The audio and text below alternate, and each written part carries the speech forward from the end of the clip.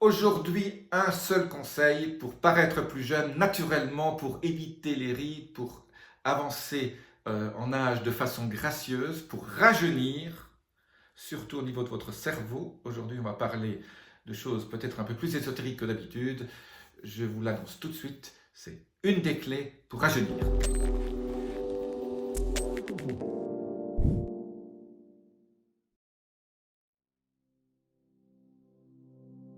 Je suis Jean-Marie Buterlin, je suis expert en rajeunissement longévité et j'aide ma communauté à ajouter de la vie à leurs années et des années à leur vie. Alors, c'est quoi ce fameux conseil? Tout d'abord, il faut savoir que pour paraître plus jeune, pour avancer en âge de façon ce qu'on appelle gracieuse, d'être en pleine forme, faire ce qu'on a envie, vous lever le matin en pleine forme, ne pas avoir de bobo, être, je dirais, en pleine santé, la chose la plus importante, c'est votre tête, c'est votre cerveau. Alors, j'ai fait plein de vidéos déjà sur le mindset, mais aujourd'hui, je vais vous parler d'un phénomène qui est très courant, surtout quand on avance en âge. On a tendance à s'habituer aux choses, c'est-à-dire qu'on fait toujours, toute la journée, les mêmes choses. On passe par les mêmes chemins pour aller faire ses courses. On appelle toujours les gens à la même heure. On fait l'espèce. Nous sommes des êtres d'habitude. 95% de nos pensées sont des pensées automatiques. Donc, il n'y a que 5% des pensées qui peuvent changer votre vie. Mais moi, je vous dis, aujourd'hui, il faut que ces 95 deviennent 50.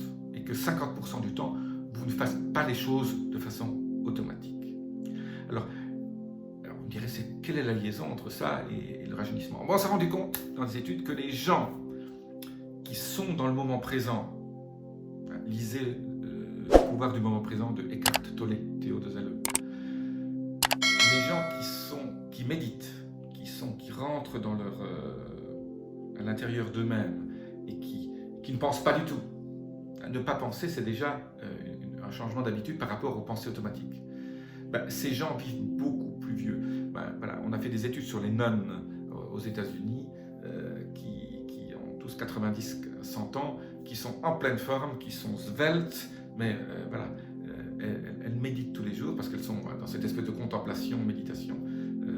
La méditation, ça n'a pas besoin d'être très indien, hindou, etc. La méditation de pleine conscience, c'est très occidental.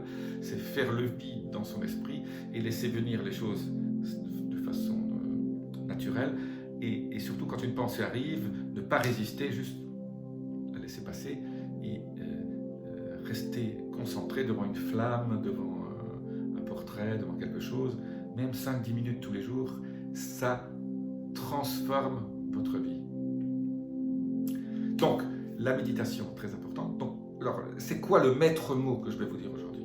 Le maître mot, c'est surprise, surprendre. On aime tous les surprises. Voilà, j'ai une surprise pour toi, maman. Voilà. On adorait ça dans le temps. Eh bien, surprendre son corps, surprendre son esprit. Surprendre, ça veut dire que le matin, au lieu de faire toujours la même chose, vous allez faire vos courses à un autre magasin, vous allez prendre un autre chemin, vous allez faire un sport différent, vous allez apprendre quelque chose de neuf, vous allez prendre une tasse de café différente que toujours la même chose, vous allez décider au dernier moment de changer d'avis. Voilà. Aujourd'hui, je pensais aller à tel restaurant, non, je vais à celui-là, je vais manger végétarien ou je vais manger du poisson ici parce que vous avez décidé. En fait, c'est d'être agile au niveau de votre esprit et de changer et de surprendre, de surprendre votre corps. On dit toujours le corps s'habitue quand on fait toujours les mêmes exercices au corps. C'est pas très bon. Il faut faire des rotations, il faut changer. Et si aujourd'hui vous avez décidé de faire des poids, votre corps déjà commence à se préparer en disant voilà, il va faire des poids, donc je vais préparer ma masse. Non, vous allez courir un peu et c'est votre cœur qui va être un peu surpris parce que donc quelque part surprendre pour éviter de s'adapter. En fait, votre corps s'adapte très très vite. Et l'adaptation, c'est mauvais. C'est mauvais. L'adaptation, c'est on rentre dans la mauvaise santé. Il faut que votre corps a une tendance à s'adapter. Et en fait, le contre-coup de l'adaptation, c'est ce qu'on appelle le stress positif, l'hormèse, H-O-R-M-E-S-E, L'hormèse, les phénomènes hormétiques, c'est la clé de votre santé. Il faut pousser votre corps à se dépasser. C'est la clé de la longévité. Les gens qui font toujours la même chose, du matin au soir, et qui n'ont pas de projet, voilà, je vais parler dans une autre vidéo, hein, très important, avoir des projets. Plus vous vieillissez en âge, plus il faut avoir des projets de voyage. Bon, aujourd'hui, c'est peut-être un peu compliqué en ce moment, par les temps qui courent, mais faire des choses, on peut avoir des projets, écrire un livre, voilà, ça peut être beaucoup de choses, mais ayez des projets et des choses qui vous sortent de votre zone de confort. Donc 3 mots aujourd'hui: surprendre, éviter de s'adapter, donc l'hormèse, ou changer de vie. C'est pour ça que les gens qui changent de vie, ils rajeunissent, parce qu'ils ont été habitués à une vie confortable, peut-être pas confortable, mais aujourd'hui ils décident: je change de vie.